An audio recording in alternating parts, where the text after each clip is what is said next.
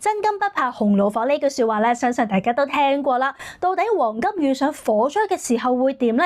黃金嘅熔點係幾多？去到極端溫度嘅時候，又會唔會燒到蒸發咗呢？今日就同大家一齊講下啦。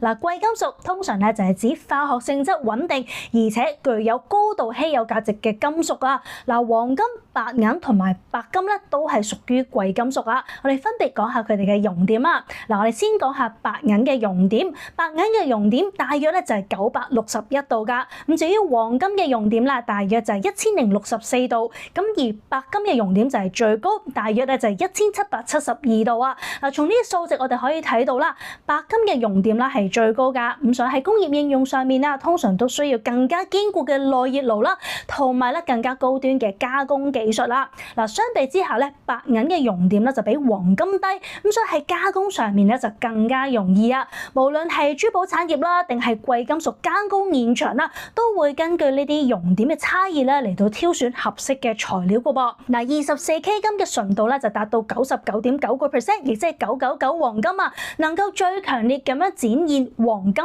本身嘅特性。佢嘅熔點大約咧就係1064度，係相當穩定㗎。講完貴金屬嘅熔點啦，到底喺火災嘅時候，黃金會有啲咩反應呢？嗱，頭先咧就講到啦，黃金嘅熔點大約咧就係1064度啦。咁而黃金嘅沸點咧，大約就喺2807度去到2856度㗎。嗱，喺呢個溫度之下啦，黃金咧就會從液態轉化為氣態，亦即係蒸發咗啊。嗱，一般咧住宅嘅火災溫度咧，大約就係800至1200度。喺特殊高溫情況之下啦，可能就會達到1350度㗎。所以啦，呢一種火災嘅高溫環境底下，即使係黃金製品都好啦，都可能因為咧溫度過高啦而出現變形或者係融化嘅情況。不過由於黃金嘅沸點高啊，係超過2800度啊嘛，係一種唔易燃燒亦都唔易氧化嘅金屬啊，因此咧係好少咧係會完全碳化或者係消失㗎。